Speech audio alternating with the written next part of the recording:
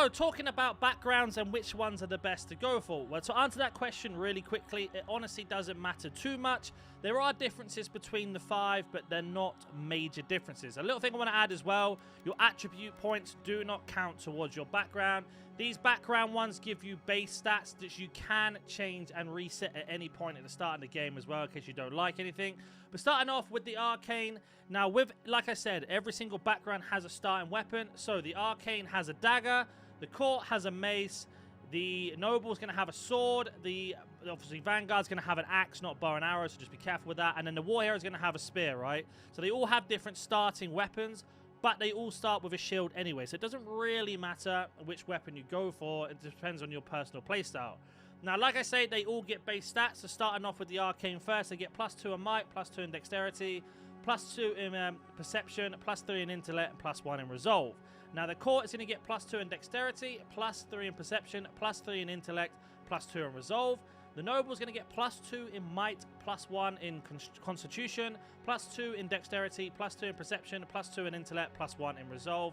The Vanguard Scout is going to get +1 in might, +2 in constitution, +2 in dexterity, +3 in perception, +1 in intellect, +1 in resolve. And then finally, the War Hero is going to have +3 in might, +2 in constitution, +1 in dexterity, +1 in perception, and +3 in resolve. So they all get 10 base stats. Now, like I say, you can change these and move these around a little bit later on, and they do not affect your attributes. So just remember that as you're going in. Doesn't matter which one you choose here, does not change your attribute stats whatsoever.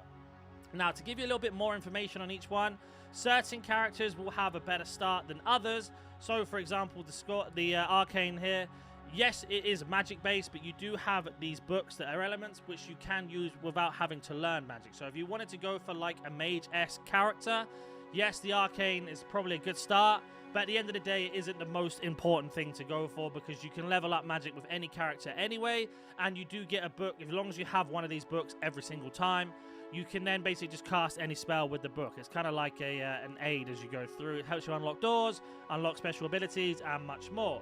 Now, like I say, you get yourself a dagger with this character to start off with, so again, doesn't really help you with magic straight out the bat. But moving on to Court. Now, you get a mace with this one, but this character starts off with a really high persuade/lie. To persuade, to get more dialogue options, to get items, and much more. You may even be able to get stronger weapons and etc. from the beginning using this character. But like I say, you can change all these at any moment. Then the Noble's going to have a sword, which is basically like your beginner level S sort of character to choose, right? Having a sword, and you are going to have yourself the Granted Mercenary from the Emperor, so you are going to have, like, in terms of Born Noble, so you're going to have a little bit more benefits than others at the starting area. Nothing too crazy. It won't really affect your game as much, but it is an added bonus. Then the Vanguard Scout, which you'd assume is going to be one that's mostly done with bow and arrow, but it's not. This is like a spy/stealth build, if you want. They're really good at hunting. Obviously, spying and tracking is fantastic. You'll be able to get up your intellect and everything like that to be able to persuade people as much more and pickpocket and unlock doors, etc. And then we have the last one here, which is kind of like your tank build, which is going to be called the War Hero. You get a spear with this one. So just to recap, spear, axe, then we have ourselves the sword. The next one is then going to be a mace and then obviously a dagger. So go for one of those ones that help you out the most. If you're looking to start off a brand new account and just sort of get your head around the game, probably go for a War Hero because they have a spear, or a Noble because they have a sword. If you are a little bit more into it, you can just go ahead and choose a Vanguard, a Court, or an Arcane, depending on your style. But in terms of how I rate them, I'd probably go Arcane last because you can learn magic at any point and everybody will have a book.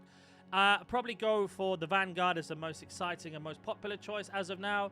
But they are going to be your main ones. And like I say, they don't affect your attribute stats. You can change these to whatever way you want. There isn't really anything great. And obviously, it all breaks down great for wizards. So if you're not going to be a wizard at all, just put it onto one. And then you can have a look at, for example, Resolve makes you into more of a tank build.